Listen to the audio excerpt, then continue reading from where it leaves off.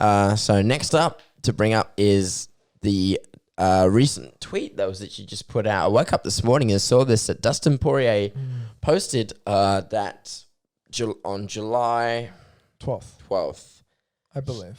Hopefully that's right. Quickly check. I might check myself actually. But it's I believe it's July 12th. So we were expecting perhaps it was going to happen in May for the Conor McGregor rematch. Now we know Dana probably had other plans. He's pushed it back a little bit. Obviously, Conor's been knocked out. Probably don't want to fast track it that quickly to May. It wasn't the easiest knockout, right? Yeah. Clearly got July 10th. Sorry. July 10th. Sorry. Yeah. All right. So July 10th. For anyone in America and in the United States, however, in Australia it'll be July 11th. Cannot wait. That's an incredible matchup for us to see again. Really, really want to see that rematch now. It was 6 years in the making. Okay, did not go Conor's way. Obviously, circumstances have changed. However, Dustin beat Conor decisively. Yeah. And he beat him very handedly, very smart and tactical was his approach. And I think, look, it could happen again. It really could. There's a few things that Conor needs to change, in my opinion. Needs to ditch the boxing stance. It's so heavy on the front foot. It's asking to get calf kicked, right? I think he's a bit too obsessed with the boxing and trying to do everything. Pick your sport, stay in it, retire from MMA, go to boxing, and boxing is now your thing, right? But don't switch in between two. It doesn't work. It's two completely different games. The distance is different, and the stance is different, and you're just asking to get calf kicked as well as to get taken down, which he did. He got taken down in the first round. Obviously, he got back up, but it wasn't going Conor's way. He needs to ditch that stance, go back to his karate stance. Doesn't need to check the calf kicks as much. He needs to either intercept it or he needs to get out. The best thing is probably get out. Just inch out of the way, right? As soon as you see that calf kick coming, inch out. Don't cop it. Last time he was just copying it and he was saying, I've taken the best of Dustin's kicks before in the last fight, but he was expecting kicks to the thigh. It wasn't. It was kicks to his peroneal nerve, and it just made him have drop foot and fall down and he just took his legs underneath him. When you don't have your legs, you can't take punches properly. I think Conor's aerobic conditioning was way better. Yeah. I think that was Conor's best aerobic conditioning we've ever seen. Didn't even touch the stool. Yeah, because what is it? In terms of Conor's aerobic conditioning, he really switched up after his first loss in the Diaz fight. For sure. Yeah, and now he's sort of gone a lot more way, and then he doesn't want to be that worn out because he was against Khabib and his pressure, so he's come back. I feel like, especially with someone like Dustin Poirier, who's always had that next level gas tank, he definitely, again, would want to put the pressure in, but I felt like he was trying to put him away. Conor's not the kind of guy who likes to leave it to the judges. He always wants to be the person who puts him away with that knockout punch. And he did it. He had those. I saw some of that old school Conor McGregor in him where he was leaning in.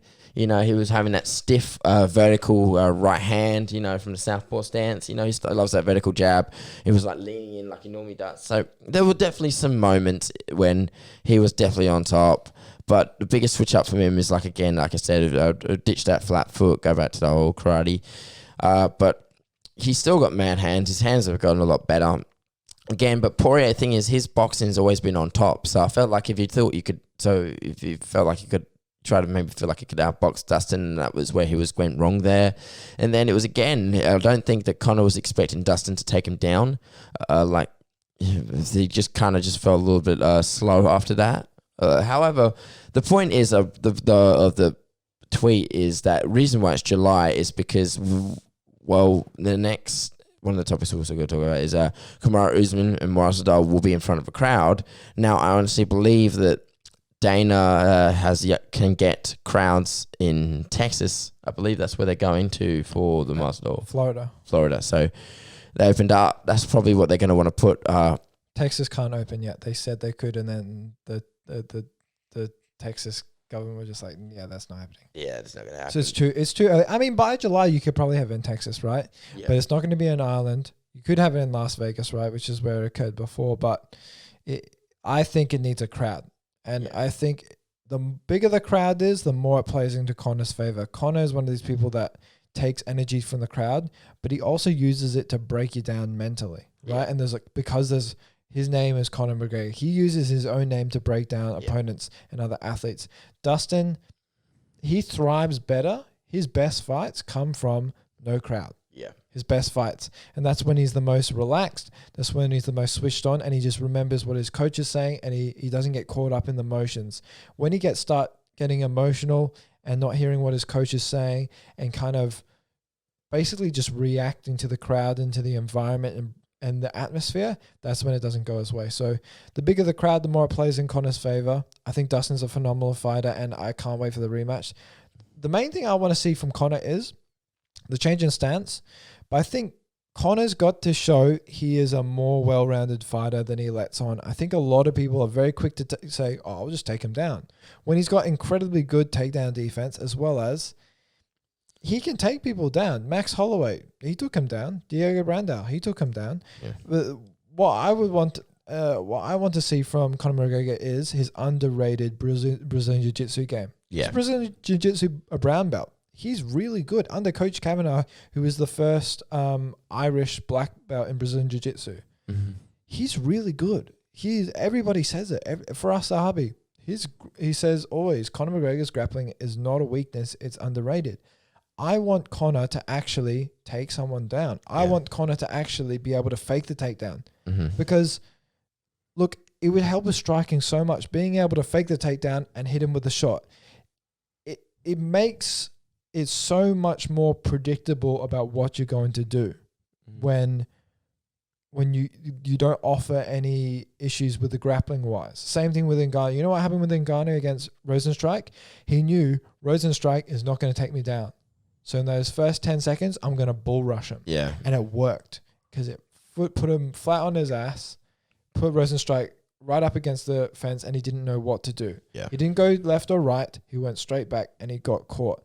And I think that can happen to Conor if he's not careful. He needs to put the pressure on Conor right away. He needs to take the control in the octagon straight away. Say, this is my octagon. He needs to... There's no difference in his striking I think he needs to do. Perhaps change stance. Yeah. He doesn't change stances. He's always got his left leg in front. Changing stances constantly, which is what we saw with Sean O'Malley, really good when it comes to the calf kicks. When you've always got that left leg in front, it makes it very susceptible to get kicked with the calf kicks. He needs to change stances constantly, and he needs to thread in takedowns, and he needs to grapple. Yeah. I think his grappling game is very underrated, and he needs to show it. I think he needs to threaten people with grappling and show, I'm a more well-rounded fighter than you guys let on.